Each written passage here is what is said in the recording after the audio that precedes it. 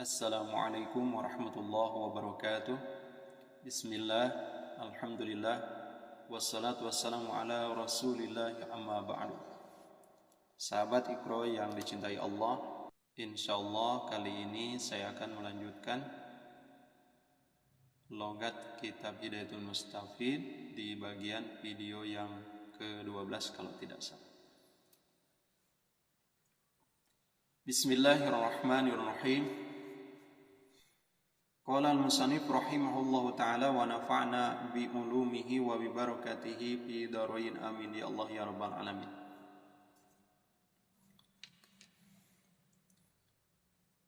Ma utawi opo iku haddul idghami pelengarane idgham. Ma utawi opo iku haddul idghami pelenggarane idgham.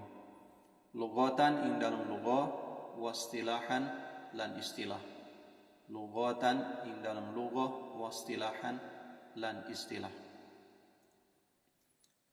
Amma lughatan anapun ing dalam lughah bahwa mangka utawi ia idgham iku idkhalu syai'in manjingaken sawiji perkara fi syai'in ing dalam perkara sawiji. Wa amma istilahan lan anapun ing dalam istilah bahwa mangka utawi ia idgham iku iltiqa'u harfin netemu akan huruf iku iltiqa'u harfin netemu akan huruf sakinin kang sukun bimutaharikin kalawan huruf kang den harkatan bihaisu yasironi kalawan sekirane dadi karone mutaharrik. Bihaitsu yasirani kalawan sekirane dadi karone mutaharrik. Iku harpan huruf musyaddadan kang den tasdidan. Yartafi'u kang muncak musyaddadan kang den tasdidan yartafi'u kang muncak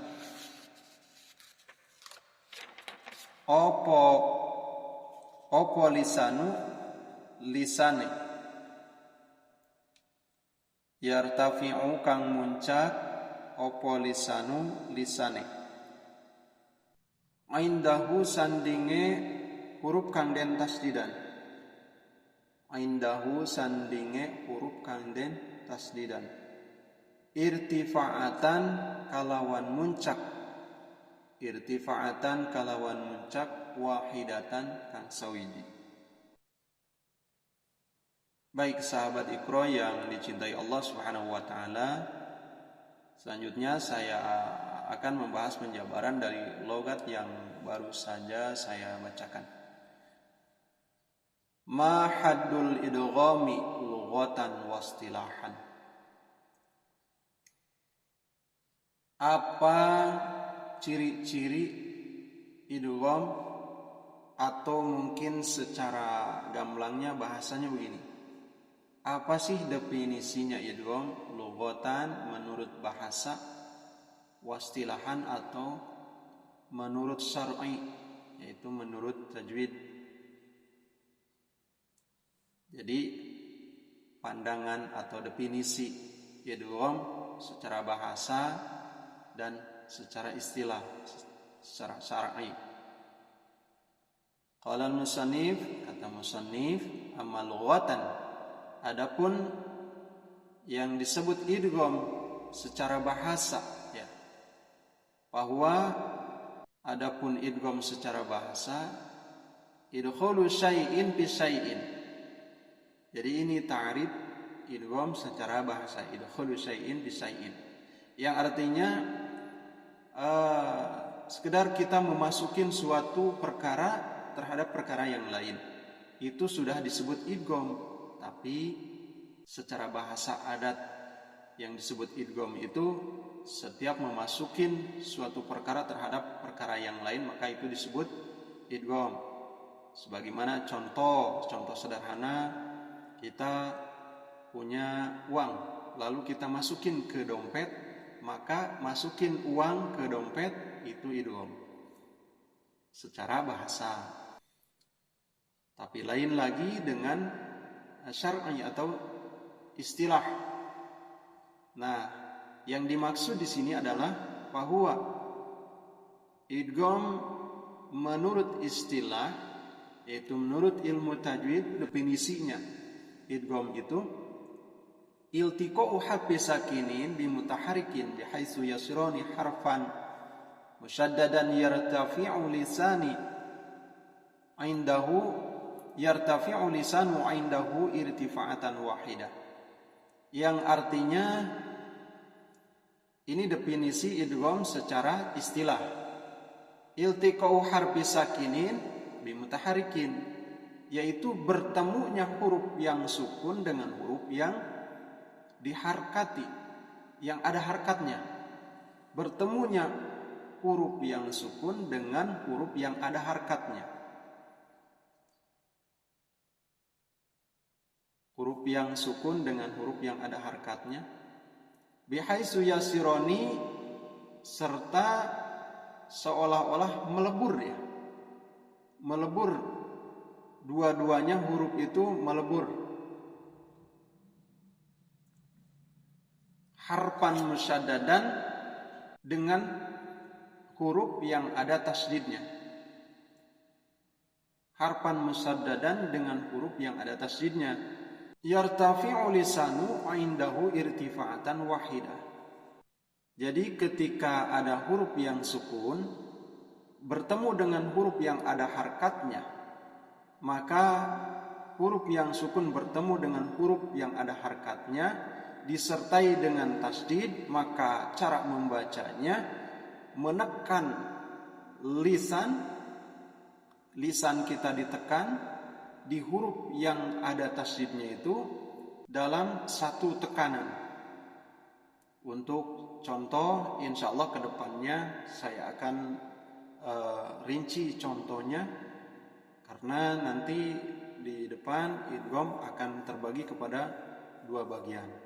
Baik, selanjutnya qala musannif, kam utawi piro iku huruful idghami, piro-piro huruf idgham. Iku huruful idghami, piro-piro huruf idgham. Wa malan utawi opo iku hiya utawi huruf idgham. Wa malan utawi opo iku hiya utawi huruf ya idgham. Hurufuhu utawi piro-piro huruf idgham iku sitatun nanam. Hurufuhu utawi piro-piro huruf idgham iku sitatun nanam. Wahiyalan utawi ya sitah iku majmu'atun kang den kumpulaken, iku majmu'atun kang den kumpulaken fi qaulika ing dalam pangucap sira. Yarmaluna, lapad yarmaluna. Ilakam maring piro kismin duumani tan qasimu kang kabagi opo hadhil hurufu iki huruf. Ilakam maring piro kismin duumane tan qasimu kang kabagi hadhil opo hadhil hurufu iki huruf. Ila kismaini maring rong duuman. Ila kismaini maring rong duuman. Bisunnatin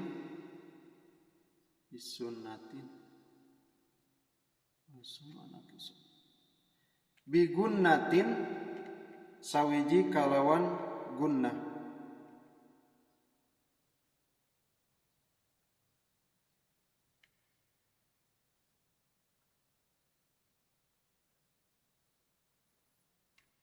Bigunnatin sawiji kalawan gunnah, yakni idgham bigunnah. Wa yusamma landen arane ia idgham bigunnah nakison aran idgham nakis. Nakison aran idgham nakis. Wa bi ghairi gunnatin lan kalawan liyane gunah, yakni idgham bila gunah, yang kita kenal idgham bila gunah. Wa yusama lan den arane ya idgham bila gunah kamilan kalawan kamilan ing aran idgham kamil. Kamilan ing aran idgham kamil. Fal ya'u mangka utawi huruf iya, wal wawu lan huruf wawu, wal mimu lan huruf mim, wan nunu lan huruf nun, iku bigunnatin kalawan dengung. Iku bigunnatin kalawan dengung, yakni idgham bigunnah. Wallamu lan utawi huruf lam, warra lan huruf ro, iku bila gunnatin kalawan idgham bila gunnah, ora dengung. Iku bila gunnatin kalawan ora dengung, yakni idgham bila gunnah. Baik sahabat Iqra yang dicintai Allah, selanjutnya saya akan menjabarkan dari lughah yang baru saja saya baca. Kam huruful idghami wa mahiyah. Kalau yang tadi kita bahas tentang definisinya, sekarang kita bahas tentang huruf-huruf idgham. Huruf idgham itu sitatun, ada 6. Wahia majmu'atun fi qaulika, yang dikumpulkan dalam ucapan atau kalimat yarmaluna. Yarmaluna, ya, ra, mim, lam, waw, nun, semuanya 6. Ila kam kismin tanqasimu. Ila kam kismin tanqasimu hadhil huruf. Terbagi kepada berapa bagiankah dari huruf yang 6 ini? Ila kismaini, kata musannif, terbagi kepada 2 bagian. Di antaranya bigunnatin. Mohon maaf, ini seperti nun ya, tapi sebetulnya ini ghin di sini ya. Bigunnatin yaitu yang pertama idgham bigunnah. Idgham bigunnah ini ketika membacanya maka harus disertai dengan dengung. Didengungkan. Kita mengenalnya idgham bigunnah. Tetapi wa yusamma nakison. Musannif memberikan nama idgham bigunnah itu dengan idgham nakis. Idgham nakis. Maka ketika suatu saat seandainya kita bertemu dengan orang yang membahas tentang idgham bigunnah, yaitu yang hurufnya 4, ya, nun, mim, waw, lalu ia mengatakan bukan idgham bigunnah, tapi ia mengatakannya idgham nakis, tidak masalah, karena maksudnya sama, yaitu idgham nakis itu idgham bigunnah. Wa bi ghairi gunnatin, sedangkan yang tidak didengungkan.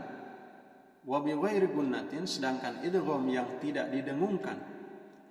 Wa yusamma, dinamai kamilan idgham kamil. Kalau kita mengenalnya yang tidak didengungkan itu idgham bila gunnah, yang didengungkan idgham bigunnah. Sama seperti ini kalimatnya, bigunnatin, didengungkan, berarti idgham bigunnah. Sedangkan yang tidak digunakan, ada yang menyebut idgham bila gunnah, ada juga yang menyebut idgham bi ghairi gunnah. Misalkan ada yang bertanya, idgham apa ini? Idgham bi ghairi gunnah. Atau yang satu lagi menjawab idgham bila gunnah. Yang satu lagi menjawab idgham kamil. Semuanya betul ya. Karena walaupun namanya berbeda-beda, tapi yang dimaksud adalah satu, yaitu idgham yang tidak didengungkan. Nah, sekarang kita memasuki kepada pembahasan hurufnya. Kalau tadi pembahasan tentang idghamnya, Jadi idgham terbagi kepada dua bagian. Sedangkan hurufnya semuanya ada 6. Huruf yang 6 ini sebagaimana yang disebutkan di atas tadi terbagi kepada dua bagian. Fal ya'u wal wawu wal mimu wan nunu. Sedangkan huruf iya, huruf wawu, huruf mim, huruf nun, maka bigunnatin itu masuk kepada idgham bigunnah atau idgham nakison, idgham nakis. Walamu warra'u, sedangkan huruf lam dan huruf ra masuknya kepada idgham bila gunnah, yaitu idgham kamil. Saya ulangi lagi, idgham bigunnah sama dengan idgham nakis, maka hurufnya ada 4. 1 iya, 2 wawu, 3 mim, 4 nun. Sedangkan idgham bila gunnah sama dengan idgham kamil, hurufnya ada 2, lam dan ra. Kesimpulannya, ketika kita menemukan huruf nun mati dan tanwin, menghadapi salah satu huruf yang 4 ini, yaitu iya, atau wawu, atau mim, atau nun, maka itu kejadiannya menjadi idgham yang harus didengungkan dalam membacanya. Itu disebut idgham bigunnah atau idgham nakis. Sedangkan kalau kita menemukan nun mati atau tanwin di dalam ayat Al-Quran menghadapi huruf lam atau ra, maka keadaan seperti itu bacanya tidak boleh didengungkan, disebutnya idgham bila gunnah atau idgham kamil. Wallahu a'lam bishawab.